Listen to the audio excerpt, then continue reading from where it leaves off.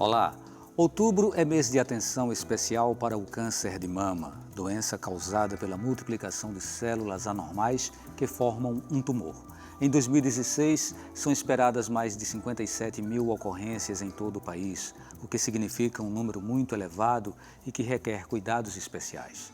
Nódulos são os principais indicadores da doença, mas não significam necessariamente que irão evoluir para o diagnóstico de câncer. Para reforçar junto à população a importância das ações de prevenção e controle do câncer de mama, o Ministério da Saúde criou o Outubro Rosa. A campanha está em todo o país, orientando pessoas a tomarem alguns cuidados básicos que vão da alimentação à atividade física e vida saudável. Mas afinal, qual a probabilidade de nódulos se tornarem câncer? Por que alguns tipos se desenvolvem mais rapidamente do que outros? Homem também desenvolve esse tipo de câncer? Essas questões estão na pauta do Opinião Pernambuco de hoje, que traz para o debate Cláudia Nóbrega, médica mastologista do Instituto Materno Infantil de Pernambuco, IMIP. Ana Aguiar, presidente do Grupo de Apoio e Autoajuda para Pacientes de Câncer em Pernambuco. Fernanda Gomes, psicóloga do IMIP. Bem, sejam bem-vindas ao programa e vamos começar com uma pergunta bem básica. Afinal, o que é o câncer de mama, doutora Cláudia Nóbrega? O câncer de mama, como você bem pontuou inicialmente, é a transformação maligna, né, de uma célula que era normal. E esse clone de células malignas é que gera o câncer. E quando esse câncer ele sai de um determinado órgão, do lugar onde ele foi criado, e vai para a circulação e se multiplica, ele não tem função, e é isso que faz com que ele possa se apoderar de órgãos-chave para a nossa vida, como rins, como fígado, como cérebro, e isso pode levar à morte. É uma doença contemporânea ou sempre existiu na história da humanidade? É uma doença que sempre existiu na história da humanidade, mas os progressos em relação a tratamento são mais contemporâneos, mas ela sempre existiu. E em relação à evolução da doença, a gente estaria também numa situação em que ela é mais incidente? Não, eu já vejo como estamos numa situação que estamos cada vez mais perto de alcançar um tratamento mais adequado. Eu não posso falar para você de cura ainda, mas cada dia o tratamento é mais individualizado. O tratamento é mais de um determinado ser humano. Cada dia a gente trata mais individualizado. Isso quer dizer que o câncer de Maria é diferente do câncer de Joana, que é diferente do câncer de Isabela. Então, você tem que cada vez mais propor um tratamento para aquela pessoa. O que a gente vê hoje a título de terapia-alvo, de tratamento-alvo, é isso. Doutora Ana Cláudia, por que o câncer de mama é um pavor, ele é tão assustador para as mulheres? O câncer de mama, ele tem, aliás, como todos os outros cânceres, mas no caso do câncer de mama, ele traz um estigma muito forte. É uma doença que, pelo tratamento instituído, no caso a quimioterapia, mexe muito com a autoestima das mulheres. As pessoas sabem que hoje a quimioterapia, na grande maioria dos protocolos, provoca queda de cabelo. Isso mexe muito com a autoestima da mulher. A própria cirurgia de retirada da mama, que a mama existe o simbolismo da sexualidade da mulher, né, feminina. Então, isso mexe muito com a autoestima feminina. E os programas hoje, seja o programa de autoajuda, seja a abordagem que se dá, eu acho que ela vai falar mais na questão psicológica, é muito em cima de trabalhar esse resgate dessa autoestima do paciente. Porque isso mexe com o paciente, mexe com o familiar e vai comprometer no final, o resultado final desse tratamento.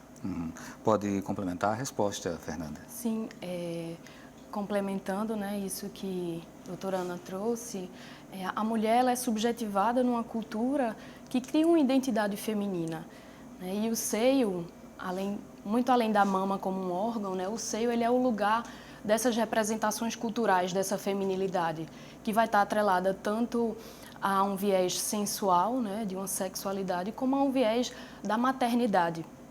Né? Então, essa figura feminina que nutre, que cuida. Então, a mulher que tem o câncer de mama, ela é tocada, né, nessa identidade feminina criada socialmente, culturalmente, né, e isso abala, de fato, a forma como ela vivencia a sua feminilidade. dentro de uma cultura em que o seio, inclusive, é muito exacerbado pela mídia, né, como um objeto sexual e de desejo, né, ou, por outro lado, essa imagem, né, da mulher mãe.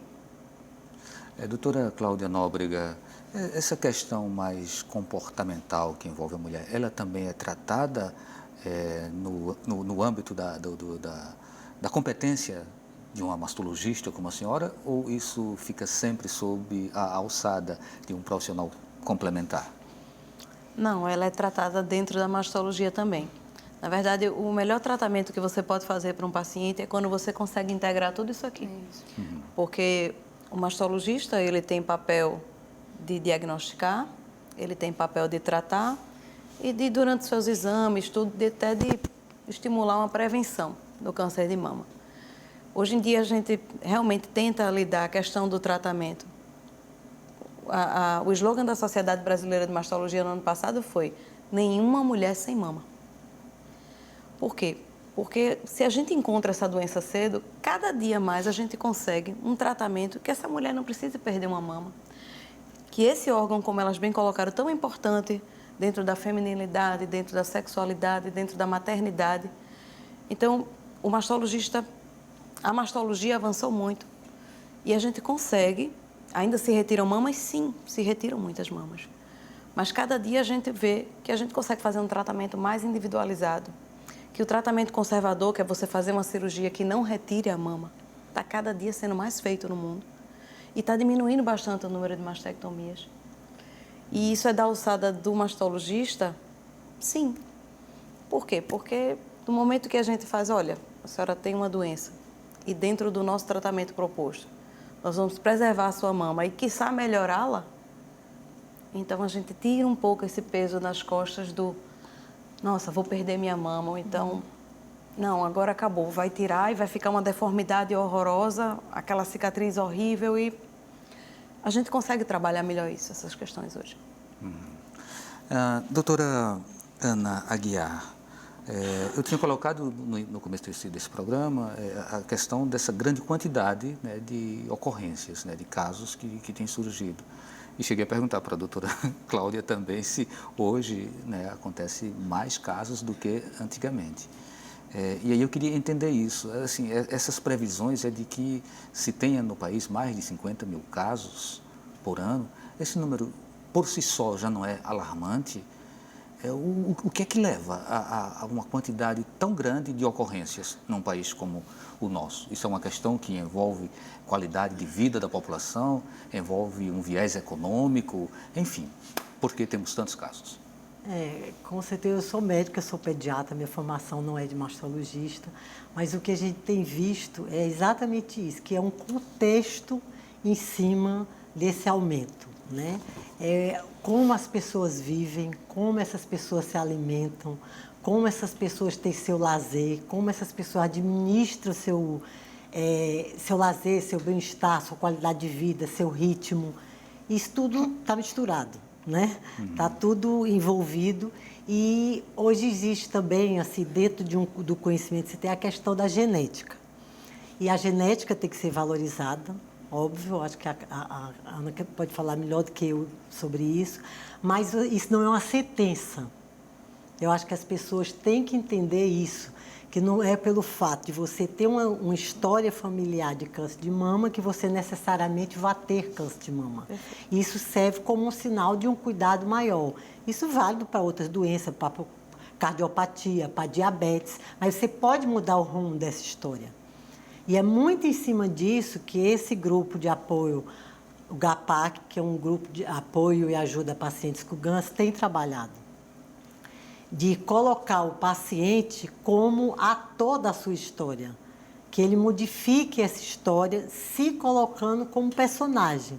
Que ele não jogue tudo na mão do médico ou do profissional de saúde, a sua cura ou não cura, né? Que ele se envolva nessa busca dessa sua melhoria de qualidade de vida, seja com alimentação, seja com exercício, seja com ajuda no campo psicológico, que hoje eu acho a gente tem consciência de que é fundamental esse apoio, né, para que a paciente consiga resgatar essa autoestima e a briga para viver, Eu tinha feito aquela provocação se um país como o Brasil, né, ele seria um país mais suscetível a diagnósticos de câncer de mama do que outros. Ou seja, existe uma relação entre o fato de o país ser um país pobre, ou ser um país em desenvolvimento, ou ser um país desenvolvido.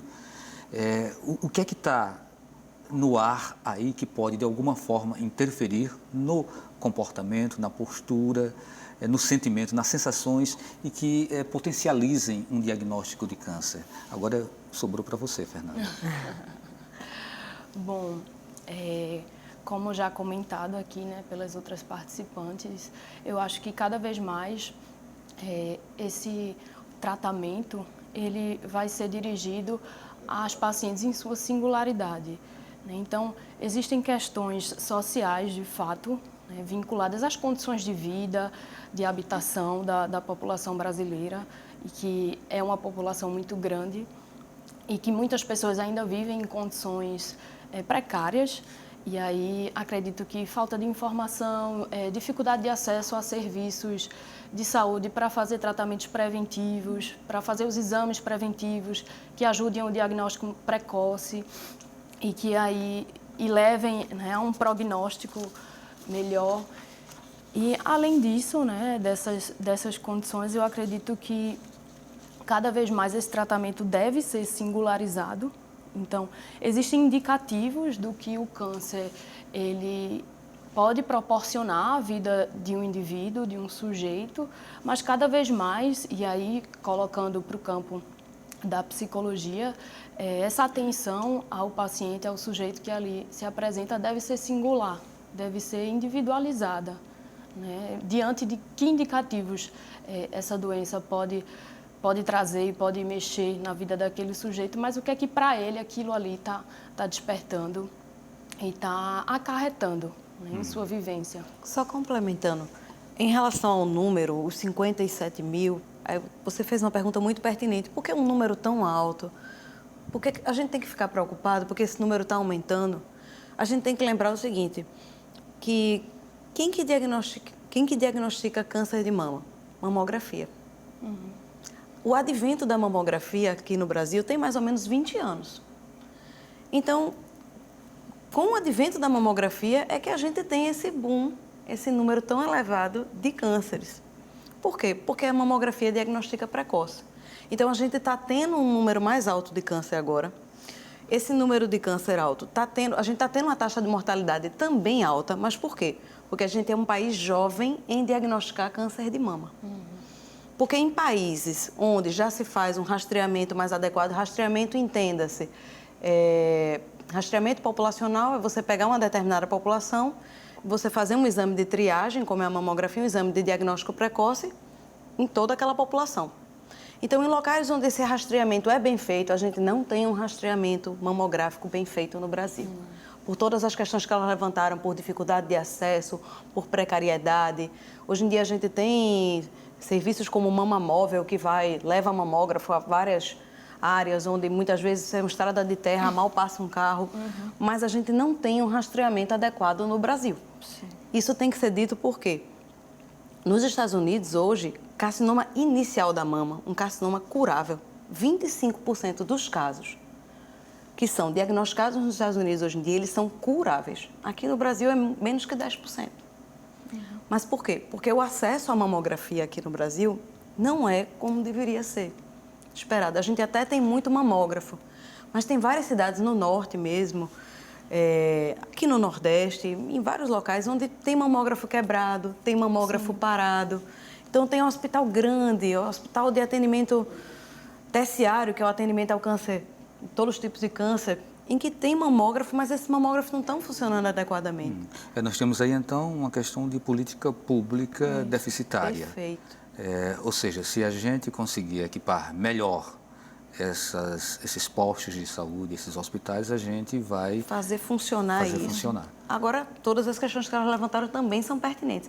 Alimentação, perfeito. A gente não pode dizer que hoje em dia a gente come igual a 30, 50 anos atrás. Então, a gente vive, hoje em dia, a alimentação é o fast food, é aquela... Além dos agrotóxicos, saquinho, né? Então, tem os agrotóxicos, Alimento garrafa industrializado, PET não né? existia na época de nossas vozes, assim, né? Isso Só um segundinho, eu acho que a gente está falando aqui já de uma série de fatores e a gente vai pontuar isso de uma forma mais detalhada a partir do próximo bloco. E eu tenho que dar uma paradinha para fazer essa chamada para o intervalo. Então, na volta, eu me comprometo a passar a palavra para você, Fernanda. Ok, a gente volta daqui a pouquinho. Você pode participar do programa enviando perguntas ou dando sua opinião pelo e-mail opiniãotvu@gmail.com, pelo telefone 3879-5444 e também pelas redes sociais no Twitter e Facebook.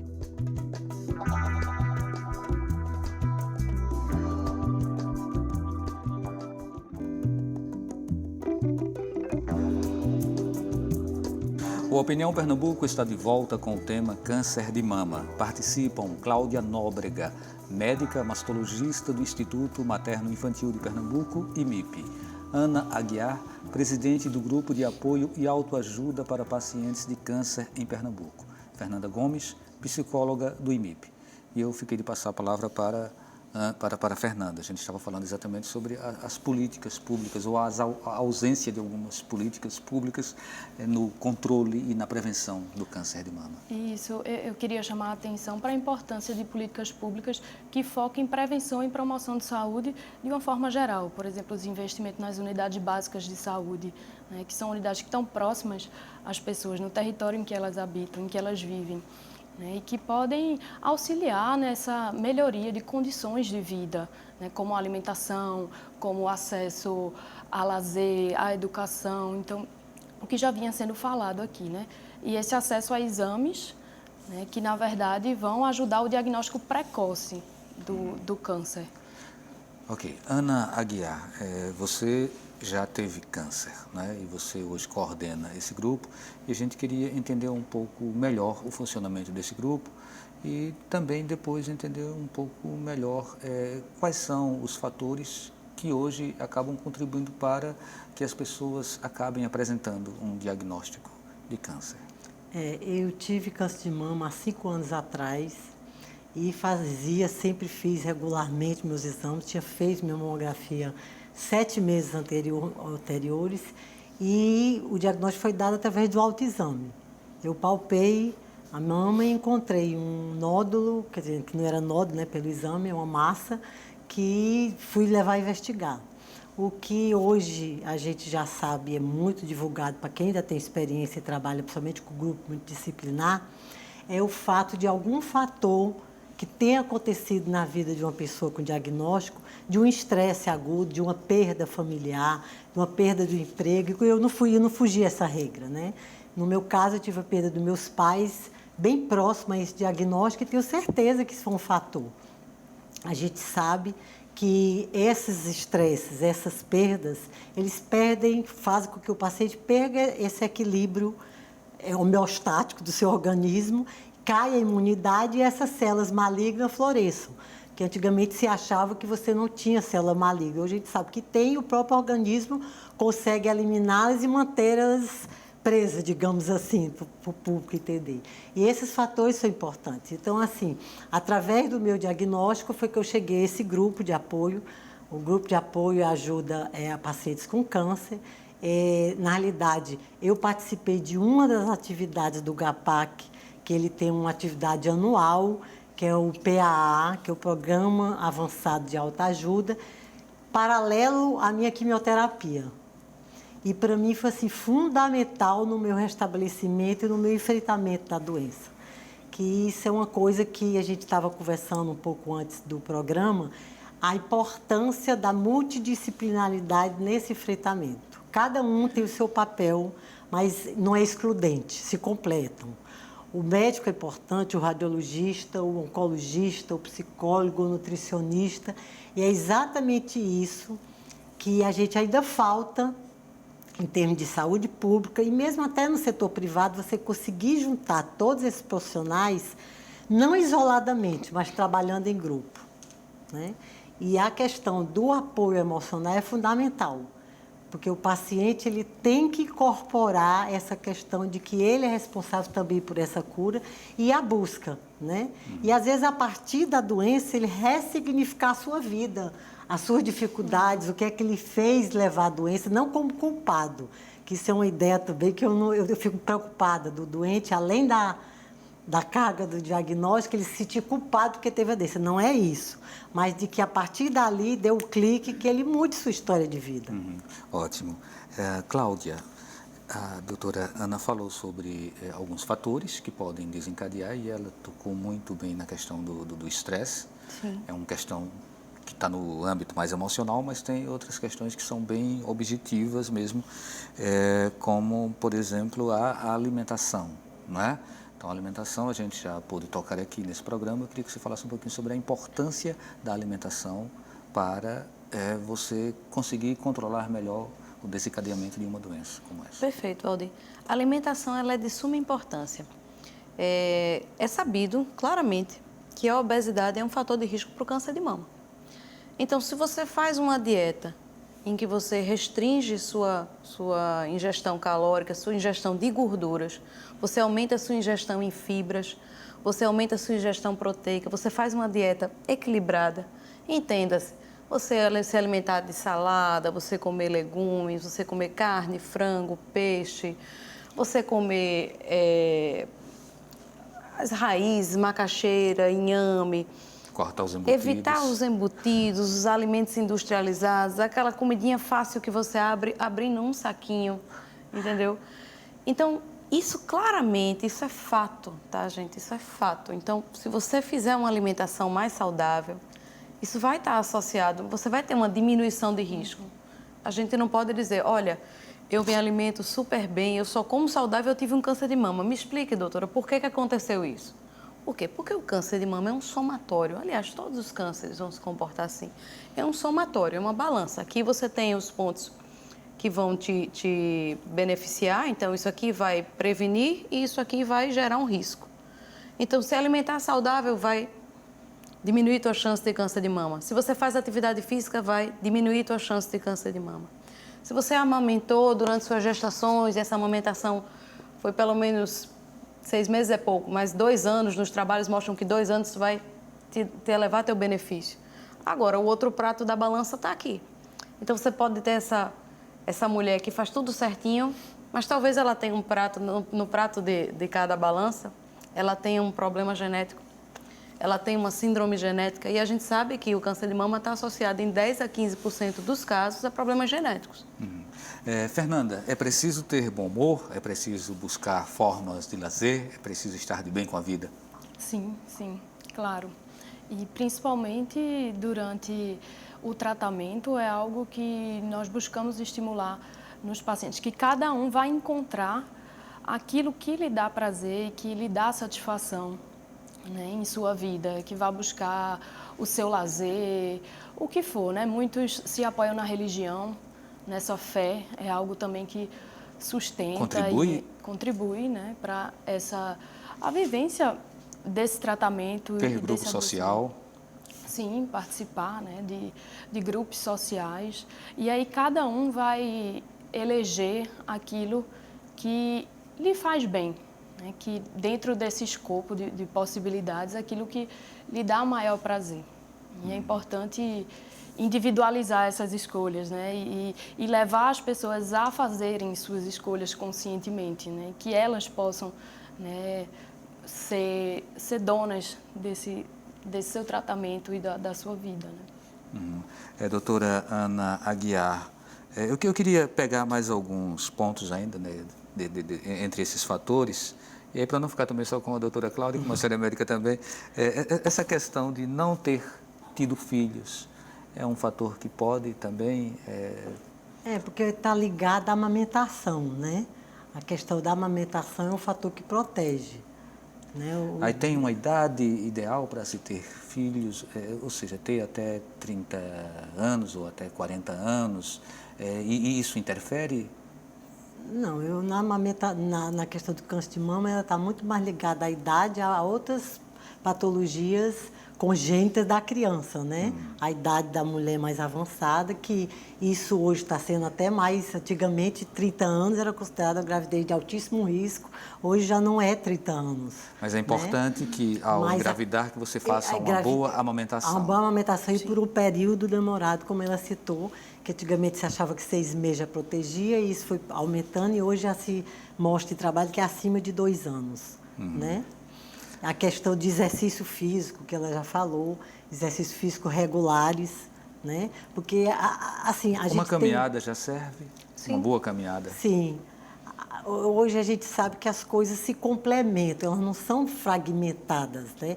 O exercício físico, ele não propicia só você diminuir de peso. Também você vai diminuir a obesidade, mas já se sabe que durante o exercício físico você produz substâncias no organismo, como as endorfinas, que melhoram o seu humor, que melhora a sua disposição, o seu astral. Então, as coisas se complementam, elas não são... O exercício físico não é só para perder peso. Qual é o conceito de autoajuda dentro do grupo que a senhora coordena? O GAPAC, ele trabalha em cima dessa linha de que o paciente tem que ser ator da sua história. E, assim, o que a gente ouve de depoimento, e o meu também é muito em cima disso, nenhuma paciente que está participando do grupo queria ter tido câncer, óbvio que ninguém tinha. Mas muitas dão depoimento de que, a partir do câncer, a vida delas mudou. E mudou para melhor. Então, o câncer está falando aqui, porque a mesa redonda é em cima de câncer de mama, mas isso pode ser um exemplo em qualquer patologia.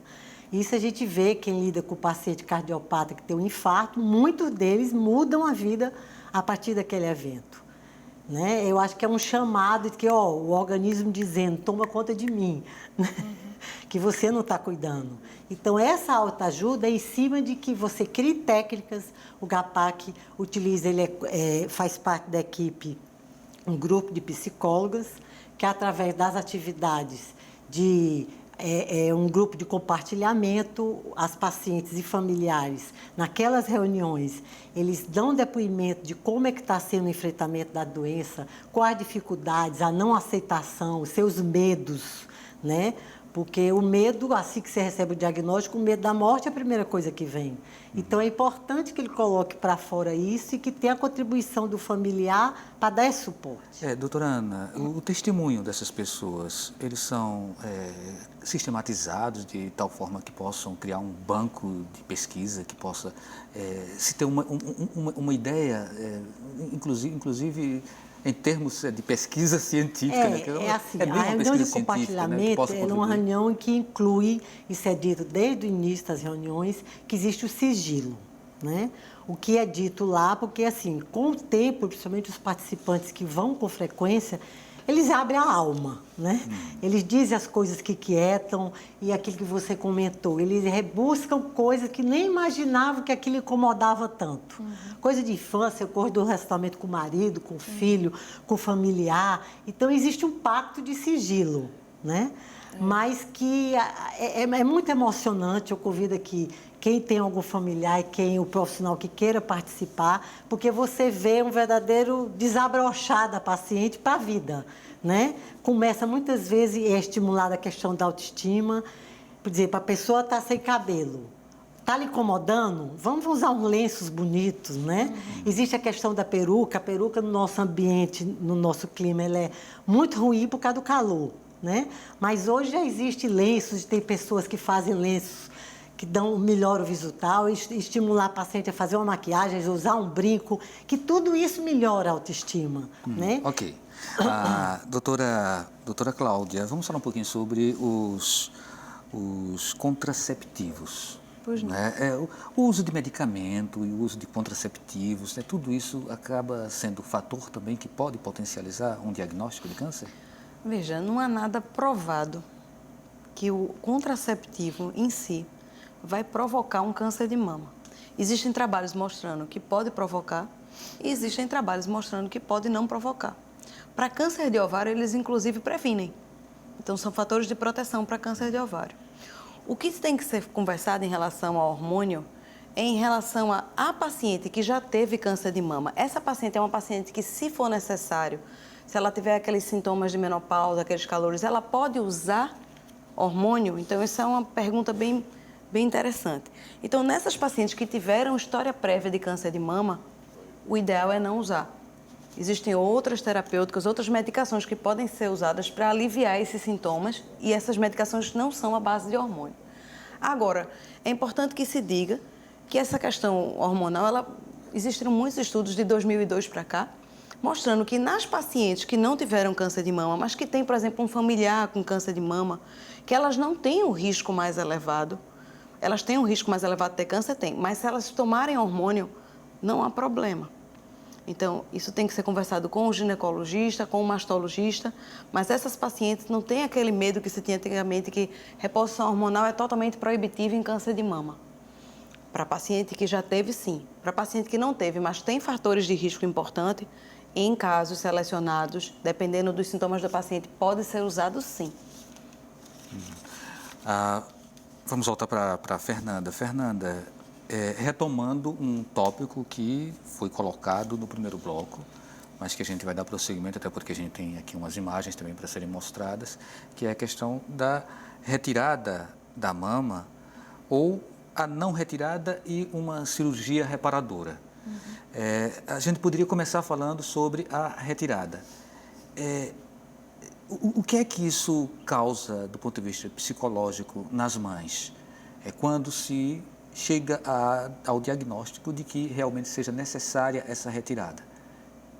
Certo. Nas mães, certo. Bom. Nas mulheres. Nas mulheres de uma maneira geral, né? Como eu havia colocado aqui, né? Em relação a esse lugar que o seio ocupa, né?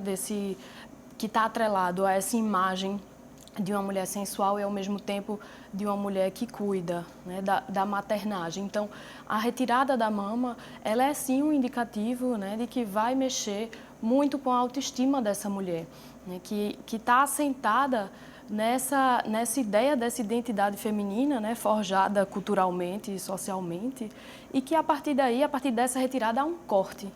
Há um corte físico e há um corte simbólico mesmo, né, dessa vivência dessa feminilidade.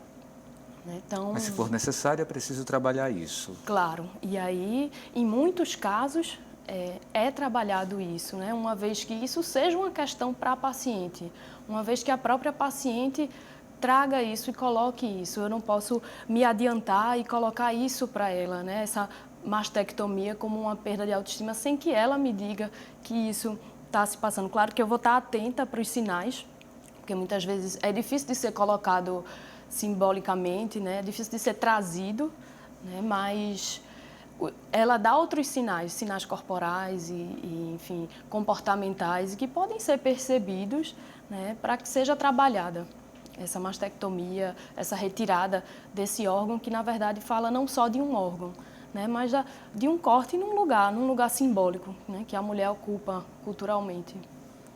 Às vezes, o médico pode colocar a questão nas mãos da própria paciente. Sim. Olha, você vai decidir se você quer retirar ou não. Ele apresenta quais as consequências e as vantagens da permanência ou da retirada e deixa com o paciente. É uma situação complicada, situação de dia a né, dia. para... Hoje em dia, você falou às vezes, eu ousaria dizer às vezes não. Acredito que na grande maioria das vezes, hoje em dia, a decisão, se for possível, ela é tomada pelo paciente. O paciente não vai ter decisão em relação a retirar a mama ou não, se você está diante de uma patologia que não há outra solução que não retirar aquela mama.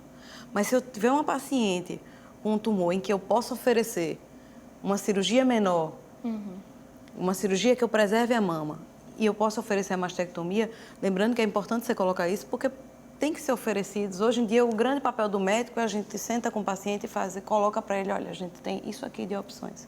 A gente tem todo esse leque de opções. Acabou aquela ditadura de você tem isso, vai ter que fazer isso, acabou. Então, agora a gente senta com o paciente e muitas vezes a gente tem casos bem iniciais e tem pacientes que fazem, olha, doutora, eu prefiro tirar a mama. E a gente vai conversar com o paciente, vai explicar para ele, olha, hoje em dia, com o advento da radioterapia, que é aquele tratamento em que pacientes chamam vulgarmente de banho de luz, em que a paciente toma algumas sessões durante um mês de radiação na região da mama. Esse tratamento associado à cirurgia conservadora, que é uma cirurgia que tira só uma parte da mama, já está mostrado que esse tratamento ele é tão eficaz quanto tirar a mama. Se o médico disser, é mais seguro fazer assim, a tendência é o paciente acompanhar. É o paciente acompanhar, sempre. Pronto, então a gente vai para o intervalo, na volta a gente continua esse papo para mostrar inclusive aquelas imagens. Okay. A gente volta daqui a pouquinho.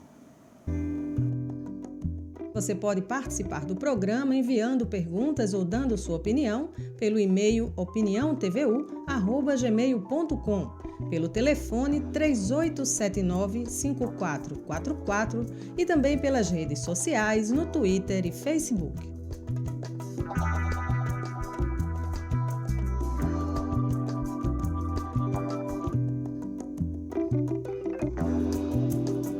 O Opinião Pernambuco está de volta com o tema câncer de mama. Participam Cláudia Nóbrega, médica mastologista do Instituto Materno Infantil de Pernambuco, IMIP. Ana Aguiar, presidente do Grupo de Apoio e Autoajuda para Pacientes de Câncer em Pernambuco. Fernanda Gomes, psicóloga do IMIP. Vamos voltar para a doutora Ana. Doutora Ana, tem uma pergunta aqui. Não sei se a senhora vai querer responder ou se vai querer passar para a doutora Cláudia, mas é uma pergunta de Rita de Cássia das Graças. Por que acontece a recidiva do câncer de mama depois do tratamento completo? É muito comum voltar à doença? Isso é uma questão. Outra questão que eu já coloco também é em relação às retiradas de nódulos. Às vezes são retirados os nódulos e os nódulos aparecem, né? O reaparecimento de um nódulo, a tendência é ser maligno, se ele já foi maligno, ou ele pode voltar. Pode vir um outro nódulo de uma forma benigna. Como é que acontece esse processo? Eu vou tentar explicar. Melhor você Eu vou começar pela sua segunda pergunta. É bom que se diga que quando a gente fala em nódulo mamário, 80% a 90% dos nódulos mamários eles são benignos, são bons. São nódulos que não são malignos, que não vão virar um câncer. O mais comum quando você tem um câncer de mama é um nódulo que ele começou maligno. Ele era maligno desde a formação. Então, a gente acompanha em ambulatório, em consultório, muitas pacientes com nódulos mamários benignos. E existe aquele medo, olha, doutor, eu tenho que tirar esse nódulo porque vai malignizar e fica aquela apreensão. Então, o fato é que existem vários tipos de nódulos diferentes na mama. Tem vários tipos de nódulos benignos. Tem os nódulos malignos e tem os nódulos que, se a gente não tirar, poderia, com o tempo, realmente virar alguma coisa relacionada a câncer. Mas o fato é que a grande maioria dos nódulos malignos, eles iniciam malignos. Então, um nódulo benigno sofrer uma transformação maligna é um evento muito raro mesmo. E o tipo de nódulo benigno mais comum que existe, geralmente é um tipo de nódulo que dá para se conduzir clinicamente, acompanhando com exames a cada 6 meses, exame clínico, exames de imagem. Em relação à recidiva do câncer, ela perguntou se é comum, né, essa questão da recidiva. Depois do tratamento completo. Veja, vai depender muito do câncer que a pessoa teve. É aquilo que a gente trata desde o início aqui. Que o câncer de uma mulher é totalmente diferente do da outra. Então, eu posso ter um câncer de 7, 8 centímetros, reduzir esse tumor, operar esse tumor, ela fazer todo o tratamento e ao final de 10, 15 anos ela nunca mais ter essa doença. Como eu posso ter cânceres bem pequenos, você achar que o paciente está curado, ele fazer todos os tratamentos e esse paciente 2, 3, 5, 7 anos depois ter uma recidiva tumoral. O que é que vai interferir nisso? É a biologia do tumor. É aquilo que a gente diz desde o início. O tumor de uma paciente ele é totalmente diferente da outra. Então, hoje, o que a gente menos avalia num tumor é tamanho. Se avalia o tamanho, é importante, Mas, hoje em dia, a gente estuda a biologia do tumor. Como que é aquele tumor? Tem tumores com capacidade de propagação, de invasão de células, de metástases, que seria esse tumor adentrar outros órgãos, né?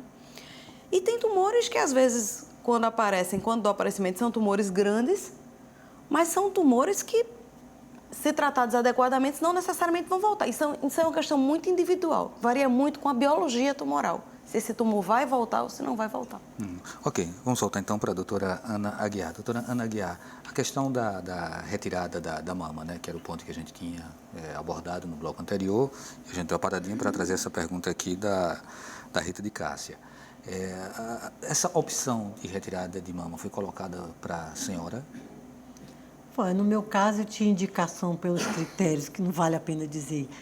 tamanho, tipo de tumor, a história genética, o comprometimento da retirada da mama.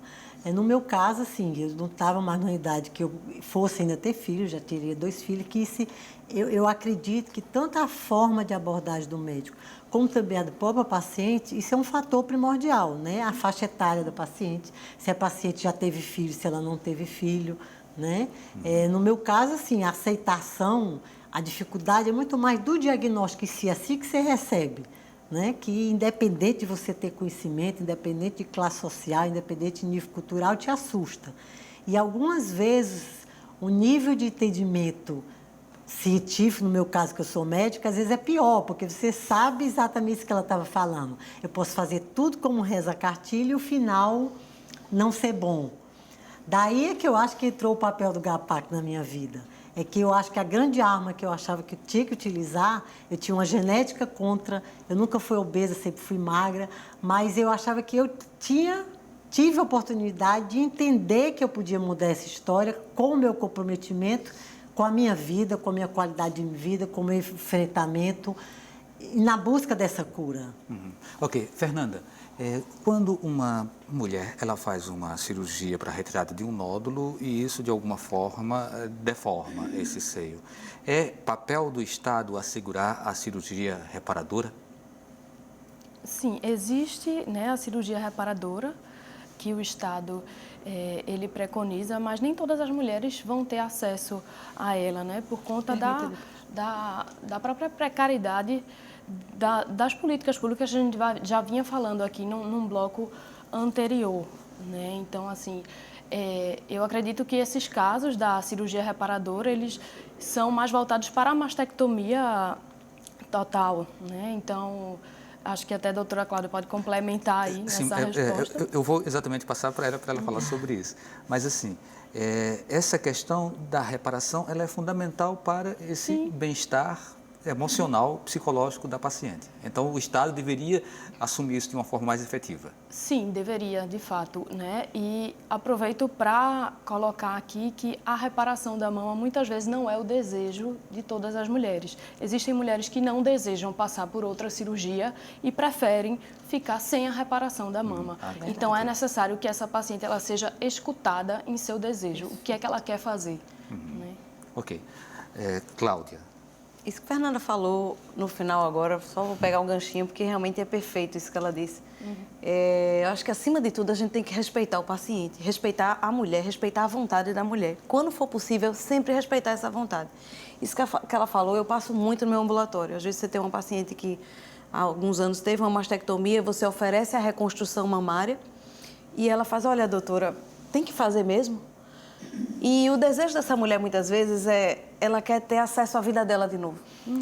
Ela quer parar de ir ao médico, ela quer que alguém diga, tá bom, eu já fiz os exames que eu precisava fazer esse ano, agora a senhora me libera, tipo, eu posso assumir uma viagem que eu quero fazer, eu posso assumir um curso de pintura, um curso de artesanato, eu posso me dedicar àquela atividade física que eu gosto.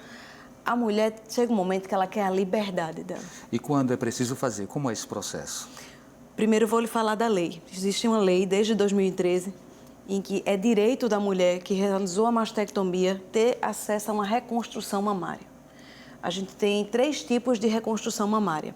A reconstrução com implante, que é a prótese de silicone, mais vulgarmente Nós temos conhecida. uma imagem, quando for a hora de a gente colocar essa imagem, você dá o sinal para a gente. Pois não.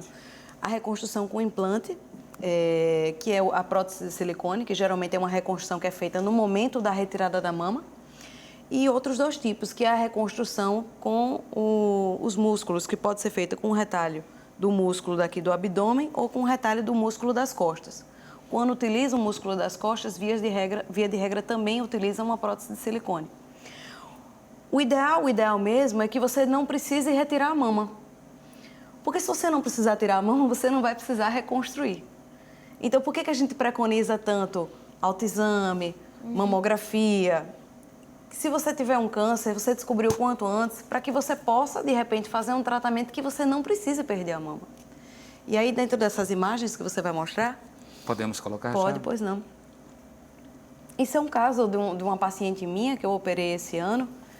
Uma paciente que eu fazia segmento. Você colocou muito bem, olha, os nódulos, quando que a paciente deve se preocupar de ter nódulos ou não. Isso é uma paciente minha, jovem, 43 anos, que fazia acompanhamento de 6 em 6 meses de nódulos mamários, nódulos benignos.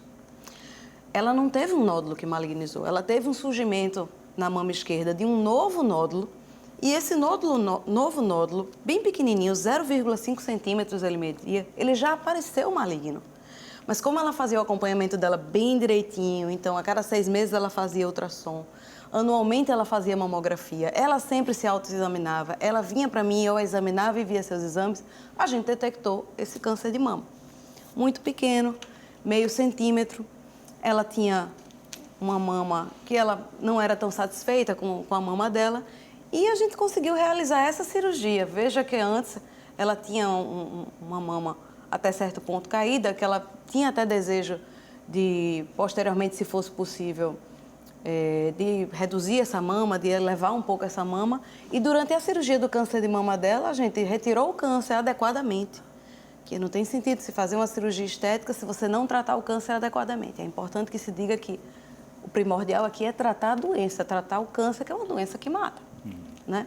Mas se você puder levar benefício a essa paciente, isso que a gente fez para essa paciente chama-se uma cirurgia conservadora utilizando técnicas de oncoplástica. Esse termo complicado quer dizer somente você utilizar princípios de cirurgia plástica no tratamento do câncer de mama. Ok. Vamos voltar para a doutora Ana.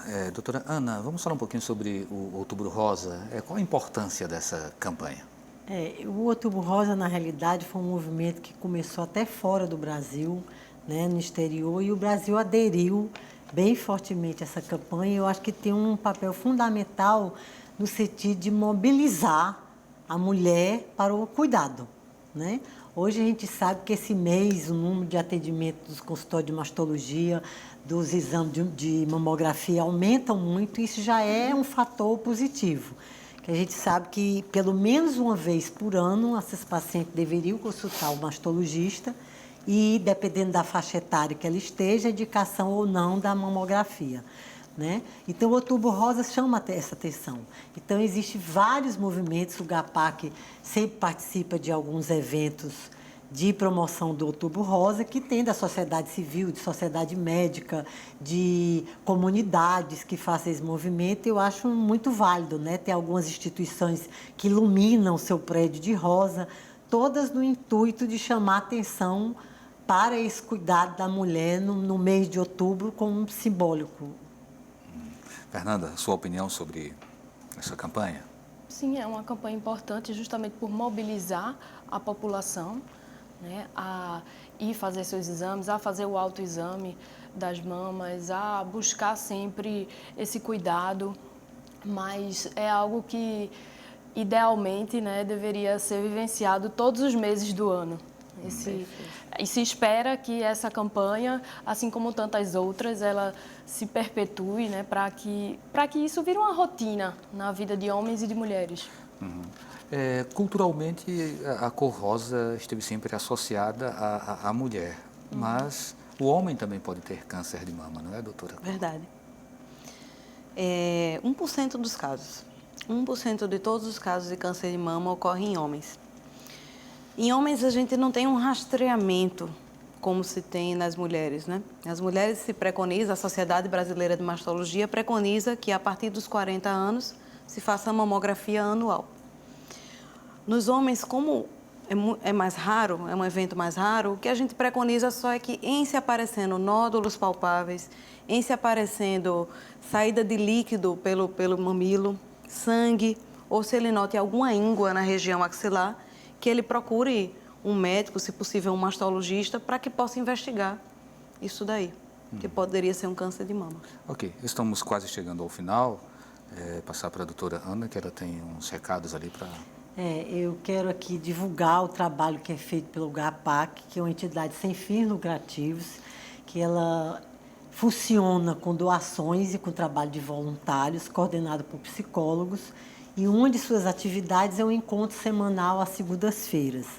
Não é pago, não precisa de encaminhamento. Eu vou dar aqui um telefone de contato do GAPAC, 3445-1931, ou através do site www.gapac.org.br. E agora, no mês de novembro, dia 11 e 12, A gente está promovendo uma jornada de psico-oncologia, que é exatamente chamando a atenção dessa abordagem emocional no tratamento do paciente e que a gente tem convidados de fora daqui de Pernambuco, alguns daqui, chamando essa atenção para essa abordagem multidisciplinar. Será realizada na Universidade de Pernambuco, na Universidade Federal de Pernambuco, no auditório, no dia 11 e 12 de novembro agora. Qualquer informação pode ser acessada por esse site. Ok, doutora Fernanda, suas considerações finais. Qual é a sua mensagem, qual é o recado que você deixa para as pessoas que estão nos assistindo? Bom, eu acho que, como a gente já falou aqui, nessa prevenção e promoção de saúde é fundamental, né, na vida de todos nós, e em se tratando de qualquer doença, pensando mais especificamente o câncer de mama, né, quanto antes ele diagnosticado, melhor essas chances de tratamento, né, e pensando no fator emocional, né, cada vez mais a gente busca esse atendimento singular, individualizado. Ok, muito obrigado. 30 segundos. 30 segundos. Eu acho que Fernanda falou muito bem. O médico acaba falando muito da parte médica, do se toque, faça seus exames, não deixe de fazer mamografia. Vou sempre dizer isso, mas eu vou pegar um gancho porque tem que fazer atividade física, tem que caminhar, tem que se alimentar de forma saudável e tem que ter bom humor, tem que tentar levar a vida de uma forma mais leve. A gente vive em um momento que ninguém tem tempo para nada, então que tal você olhar um pouco para você e ver o que é que você gosta de fazer e ter um pouco mais de lazer? Acho que é isso. Ok, então muito obrigado a todas vocês, obrigado a você que nos acompanhou também. O programa Opinião Pernambuco de hoje fica por aqui. A todos uma boa noite e até o próximo.